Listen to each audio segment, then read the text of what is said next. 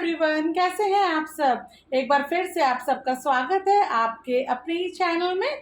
और आज का जो टॉपिक है वो है घर को खुशनुमा कैसे रखें, पार्ट 2। और आई होप आप लोगों ने मेरा पहला वीडियो भी बहुत पसंद किया है, उसको लाइक किया है, तो इसीलिए मैंने सोचा कि क्यों ना इसका मैं पार्ट 2 भी बनाऊं। तो आज हम बात करने वाले हैं कि आप अपने घर को खुशनुमा कैसे रख सकते हैं, क्योंकि जो घर है ना वो बहुत अहम भूमिका निभाता है हमारी ज़िंदगी में, है ना।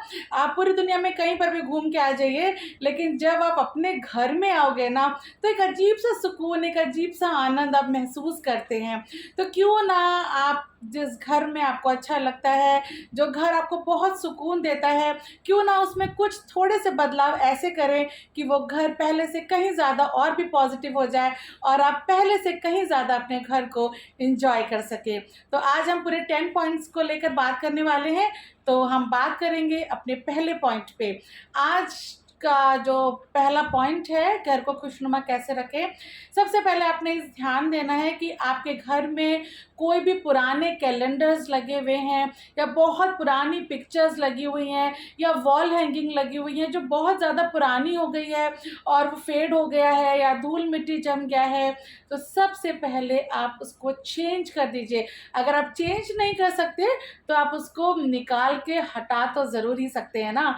तो बस तो सबसे पहला काम आपने ये करना है, अपने घर में नज़र दौड़ानी है कि कौन सा कैलेंडर, कौन सी पिक्चर, कौन सा वॉल हैंगिंग जो है वो बहुत पुराना हो गया है और आपने उसको हटाना है। पॉइंट है कि हमें ये देखना है कि हमारे घर में ऐसा कौन सा खाली फर्नीचर पड़ा है जो हम यूज़ भी नहीं करते हैं। हो सकता है आपको बहुत लगाव हो उस फर्नीचर से या आपके किसी लव वन का वो फर्नीचर हो सकता है, लेकिन अगर आप उसको यूज़ नहीं कर रहे हैं, वो खाली पड़ा हुआ है। एक फॉर एग्ज़ाम्पल अगर कोई कुर्सी है या चेयर पड़ी हुई है, आम चेयर है, बहुत अच्छी है, लेकिन उस पर कोई बैठता नहीं है, वो खाली पड़ी हुई है, तो प्लीज़ आप उसको ज़रूर हटा दें। क्योंकि खाली फर्नीचर या खाली चेयर रखना जब वो घर में अच्छा नहीं होता।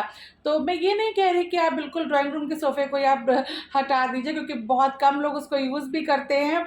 लेकिन अगर कोई ऐसा फर्नीचर है जो एक घर के कोने में पड़ा हुआ है और आप बिल्कुल उसको यूज़ नहीं करते हैं, तो आज ज़रूरत है उसको रिप्लेस करने की या उसको हटा देने की। थर्ड पॉइंट है कि जो भी हमारे घर में कांटे वाले पौधे हैं, यानी कि कैक्टस जैसे पौधे हैं, उसको कोशिश करिए आप इंडोर प्लांट की जगह यूज़ ना करिए।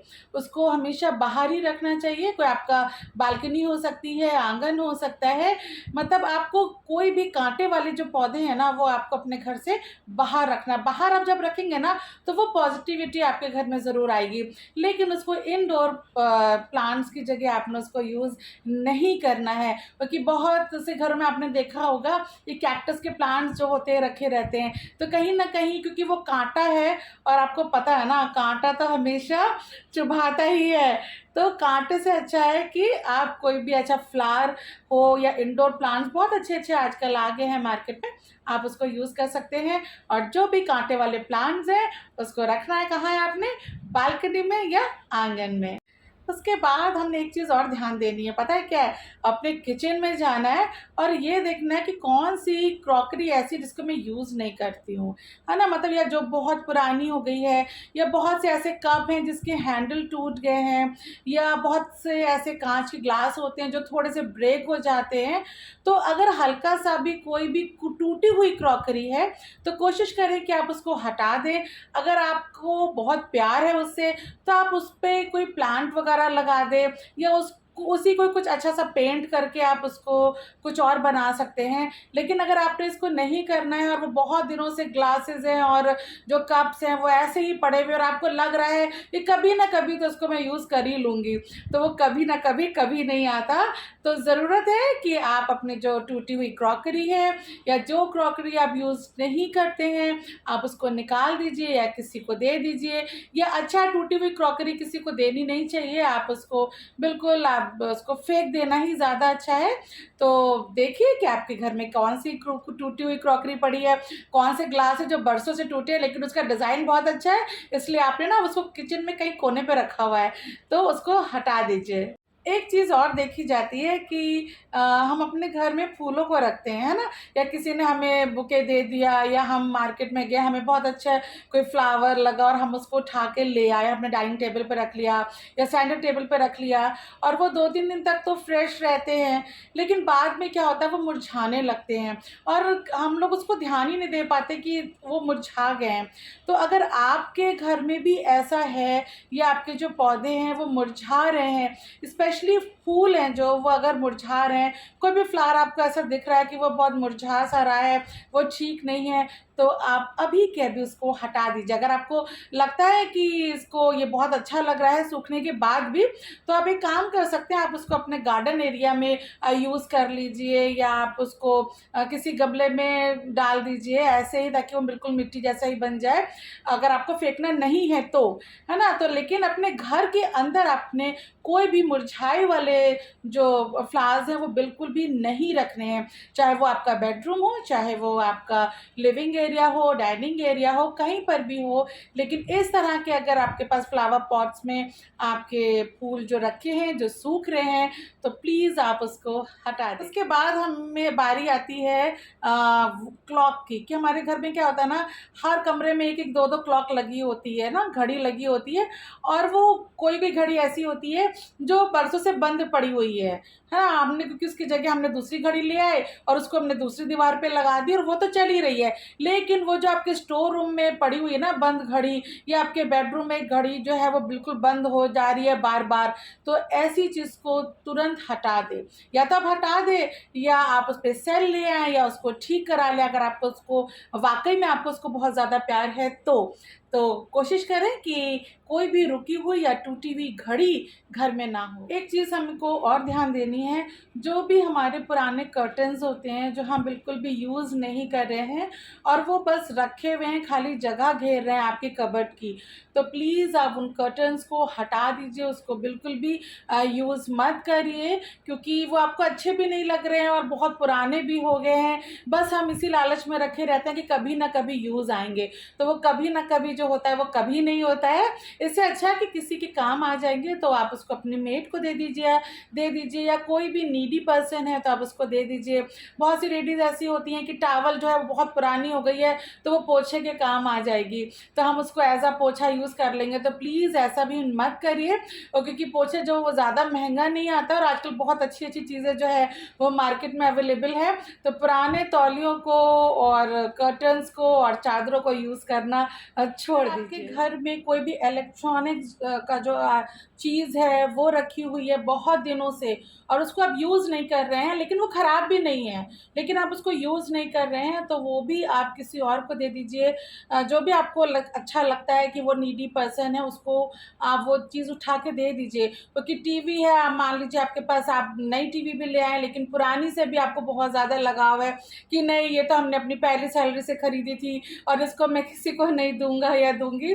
तो ऐसा मत करिए। जो भी आपके पास इलेक्ट्रॉनिक्स चीज़ें, चाहे वो टेप रिकॉर्डर हो सकता है, सीडी प्लेयर हो सकता है, पुरानी टीवी हो सकती है, तो कंप्यूटर हो सकता है या कंप्यूटर की टेबल हो सकती है, बहुत सारी चीज़ें ऐसी होती है, अब या लैपटॉप हो सकता है जो आप यूज़ नहीं कर रहे हैं, तो वो भी आप किसी ना किसी को दे दीजिए, तो वो ज़्यादा अच्छा होगा। उससे क्या होगा ना, आपकी जगह भी खाली हो जाएगी और जो नीडी पर्सन होगा उसको ये चीज़ें भी मिल जाएँगी, तो आपका भी फ़ायदा और आपकी वजह से किसी और को भी फ़ायदा मिल सकता है। जो बहुत ज़्यादा इम्पोर्टेंट है वो पता है क्या है? वो होता है हमारा वॉशरूम। और अधिकतर क्या होता है कि घर में रह रहे हैं और बार-बार वॉशरूम जो है वो ऐसी चीज़ है जो बहुत बार-बार यूज़ होती है। लेकिन यूज़ तो करिए, कोई बात नहीं, लेकिन इस कुछ चीज़ों का ध्यान रखिए। पहली चीज़ कि जब भी आप वॉशरूम यूज़ करते हैं, तो जो भी आपकी टॉयलेट सीट होती है उसको आप कवर करके रखें। आजकल ना बहुत अच्छे-अच्छे टॉयलेट सीट कवर आ रहे हैं, तो आप उसको यूज़ करिए और कोशिश करिए कि जो भी आपका पॉट का जो एरिया है, वो हमेशा ढका ही रहे तो ज़्यादा अच्छा है ना? सेकेंडली, जब भी आप उसको यूज़ कर चुके होते हैं, तो आप उसको सुखा दें।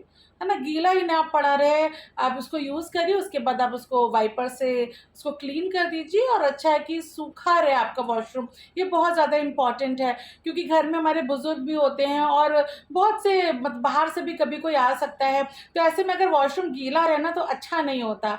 और गीला वॉशरूम ना कुछ नेगेटिव सा लगता है ना। आप खुद को देखिएगा, जब भी आप मॉल वगैरह में जाते हो तो कितना अच्छा वॉशरूम आकर लगता है, क्योंकि वहाँ पे रेगुलर वो वाइप से इसको साफ करते रहते हैं और उसको बिल्कुल सुखा के रखते हैं। तो कोशिश करिए कि आपका जो वॉशरूम हो वो बिल्कुल सूखा हो, और उसकी टैप्स वगैरह रेगुलर आप चेक करते रहिए कि इसकी टैप्स जो है वो ख़राब तो नहीं हो रही हैं, या उसका जो शावर है वो ब्लॉकेज तो उसमें नहीं आ रही है। तो इस चीज़ का बराबर ध्यान रखिए। और अगर आपका जो वॉशरूम है वो अटैच है आपके बेडरूम से या किसी भी रूम से, तो एक चीज़ आप हमेशा ध्यान में रखिए कि जब भी आप आ रहे हैं जा रहे हैं, आपका जो वॉशरूम का जो डोर है वो हमेशा क्लोज होना चाहिए। कभी भी ऐसा ना हो कि वॉशरूम जो है वो खुला हो, क्योंकि खुला वॉशरूम से एक तो नेगेटिव एनर्जी तो आती ही आती है, साथ में बहुत सारे बैक्टीरिया हैं और भी चीज़ें हैं जो अच्छी नहीं लगती है।